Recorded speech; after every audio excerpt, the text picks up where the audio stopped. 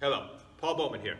If you don't already know me, I work with people to relieve joint pain, to work on their mobility, to work on their function.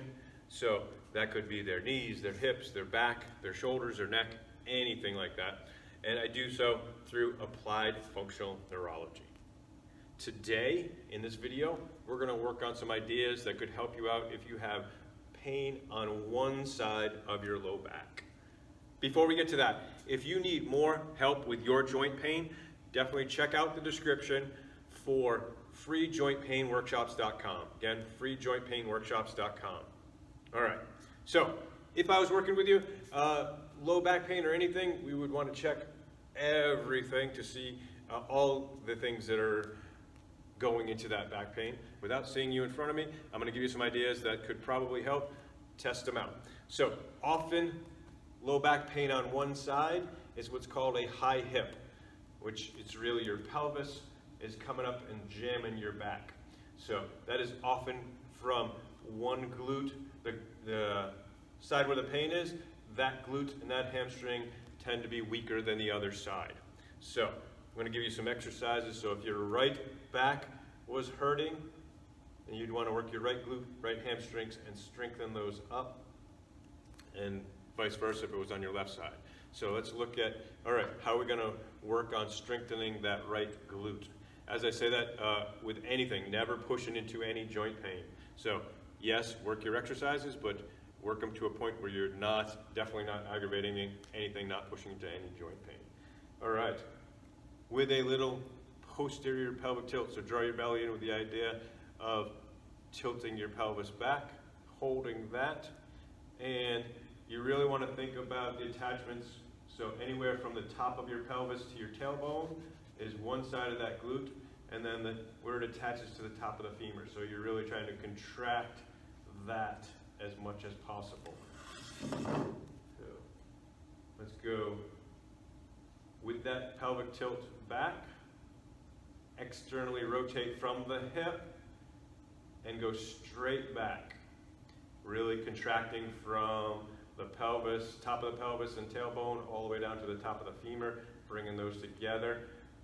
And I like to start out with a 12 count. So on 1, I'm going 25%, 2 is 50%, 3 is 75%. By the time I get to 4, I'm safely going to what I feel is 100%, and then hold that for a total of 12 seconds. Right.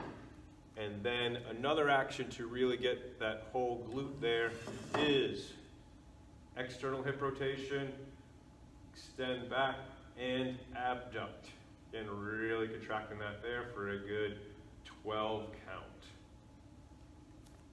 And I would work that every day. If you're feeling really good with that, you can work that 12 count up to a couple of minutes. So that's the glute. Now, 3 actions I want to work on the hamstrings, the back of the legs. So with that same posterior tilt, meaning belly's in, tailbone's tucked, with my pelvis tilted back, up tall. I'm going to bring a relaxed foot to my butt. Also, bring my knee back as much as I can.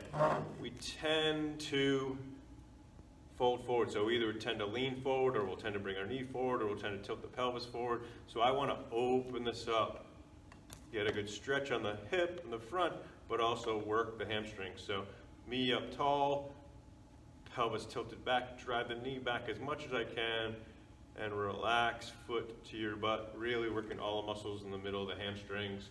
Again, work that same 12 count, short of any pain, short of any cramping, your best. And then also I want to do that with a little internal and external hip rotation. So the same idea with a little, my foot goes to the side, out to the side, it's a little internal hip rotation. And again, drive that knee back and relax foot to your butt for a good 12 count. And then also with a little external hip rotation, drive that knee back, up tall, relax foot to your butt for a good 12 count. And I would just work that on that one side, the side that you have pain in.